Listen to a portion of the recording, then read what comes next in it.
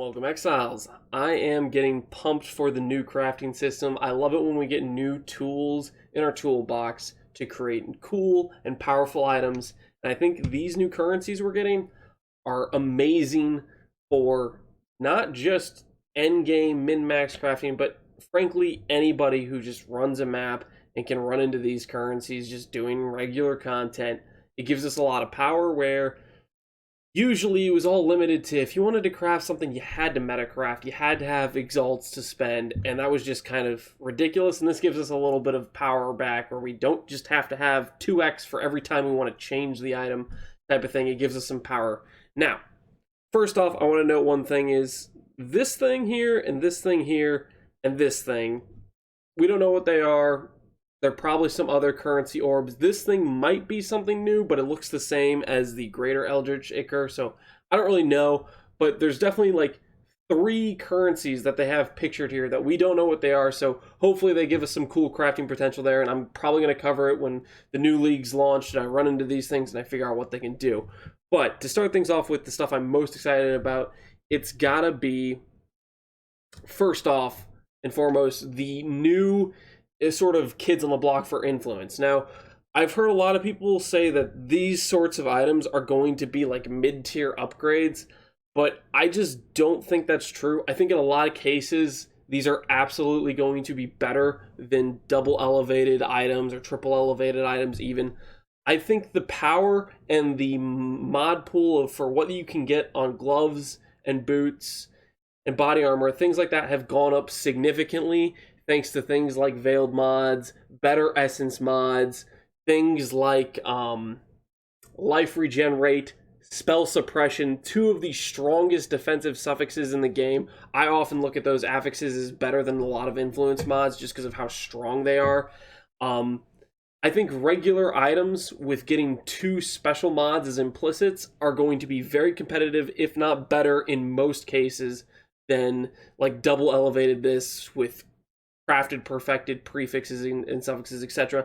Because the way these items work is you can basically take an item with really good suffixes, you can craft on it with the special new Chaos Orb that basically is like a Harvest Keep suffix reforge, Harvest Keep prefix reforge, stuff like that. You can perfect items to get 5 to 6 good mods, and then on top of that you can add 2 more mods. Now typically you have to compete with the implicits of things like spiked gloves, which come with 20% melee damage, or 2-tone boots, which come with 24 res. I kind of look at that weighting or that value as like half a T1 mod.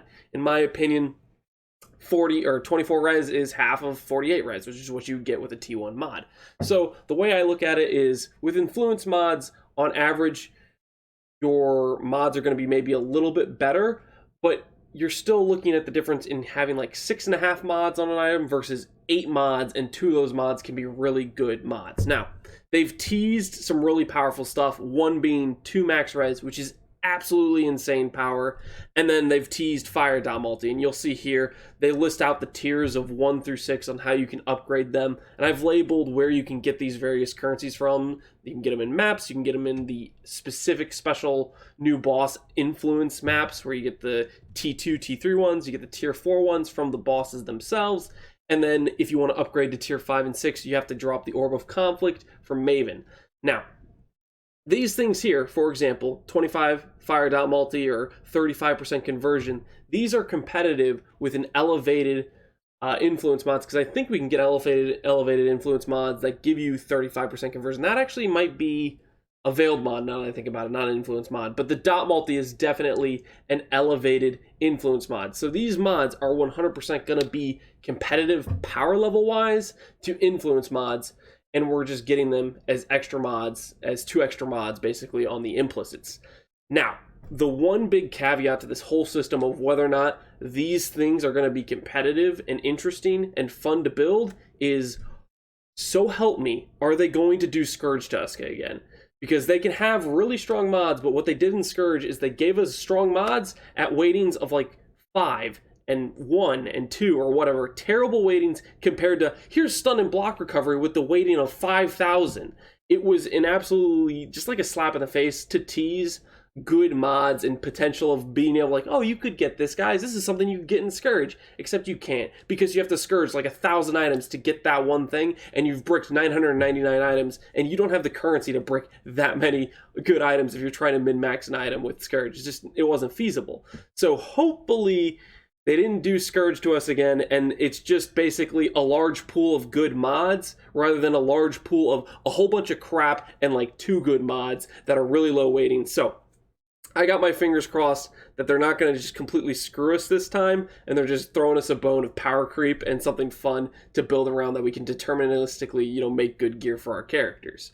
So that's kind of my thought process on, I think these are going to be better than influence gear, or consistently you're going to be able to make better items with these than you would with influence gear, because influence gear is going to require a lot of meta crafting, where these things you can kind of just start with a good item that you bought off to the trade, or you made with essences, or you made with fossil crafts. It's not like influence crafting where you have to basically hit a lucky awaken orb with something you already elevated and you've already put 20x into maven orbs, etc., and then you have to hope you don't get bricked on the awakener orb. Like, there's so much cost to that versus just starting out with a good item that you did with essences or with fossils or something you bought off the market. Buying something good off the market is super, not necessarily cheap. It might get a little bit more expensive with the fact that a 6 T1 basic item is actually maybe going to have more value because of what you can do with it.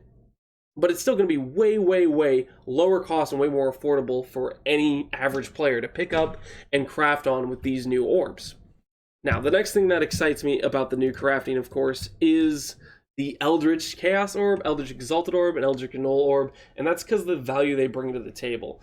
These things are super powerful. Well, not the Eldritch Exalted Orb, honestly, it says Exalted Orb in the name, but I view it as the weakest of these 3 currencies shown, and I'll go over the reasons why. One is, if you have the craft value of an Eldritch Chaos Orb, it's basically a harvest, a keep suffix reforge with a little bit of restriction. You can only use it on your helmet, boots, gloves, and body armor, because those are the items you can apply the special influences to. They won't work on regular items, I don't think so, because you have to have the item be dominated or whatever, but it still has a lot of value there. These harvest reforges, they maintained a pretty steady value of around 1x for most of the league. Towards the end of the league, they start getting more expensive, 1.5, even 2x a lot of times.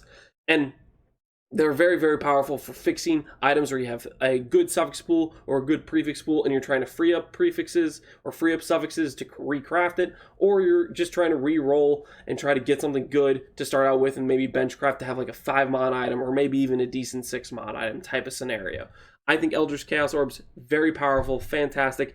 I'm hoping they have a decent drop rate from bosses, and then we can actually get to play around with this currency. As for Eldritch Exalt, I think it's going to hold the value of something like half an X, because it's basically an Exalted Orb, except it's an Exalted Orb that isn't usable for metacrafts, which is where Exalted Orbs kind of have their power and their holding value, more or less. And it's not like the gold standard for, hey, this is the thing more expensive than the Chaos Orb. It's not like the $100 bill versus the dollar bill. It's the weird Exalted Orb. So it's going to have the value of something like a Leo Slam, which would sell for like half an X or 60C or whatever. That's my prediction. That's where it's going to hold, because its only purpose is blindfolded slamming, and that's not a good way to craft, really. So I think it's kind of going to maintain around half an X. That's my prediction if I was going to guess. Eldritch Null Orb, these things are really cool because they allow you to suffix wipe and prefix wipe, something that always would cost 2x if you were ever going to do it, and you can do it from a scenario where you have 3 suffixes or 3 prefixes. You can just erase them all away, or you can open up one. It has a lot of ability and potential there where it's super targeted and it's a lot less risky. There's definitely a risk if you have an item with 3 good prefixes, maybe 1 good suffix, and you're worried, oh, do I want to take the risk and annul this, where you have a 1 1/3 chance success ratio. This would turn that into a 66% chance ratio. It doubles your odds, and it never is going to break your 3 good prefixes. Stuff like that, very, very valuable. So when I look at the new currencies, when I look at the new possibilities, like 2 max res on a chest, like fire down multi on gloves, these things get me really excited to craft with, and I think there's going to be a lot of power added back to the hands of the common man, because it's not going to be gated by every time you want to craft on an item, oh, you're spending another 2x, or if you want to make a GG item, oh, you have to start out with spending 4 Maven Orbs. You know, stuff like that is insanely expensive. So I think this kind of brings that cost significantly lower, and you can get really good items even early on. Just getting stuff like this, being able to add 10 dot multi onto an item that already has 5 mods on it, that's going to be a solid upgrade. So I'm kind of excited to play with this system and upgrade my gear throughout the league. I'll definitely update you guys on what stuff I find out works for making good gear and stuff like that, if I find some good neat tricks with the new currencies. And yeah, that's it, guys. I'm excited for the new items and the new currency crafting system. I think this is a step in the right direction. Give some determination back to the players, and be able to craft good items without risking destroying your own stuff to do it. Feels pretty good for having, you know, that capability there. So anyways, thanks for watching as always, guys. Take care.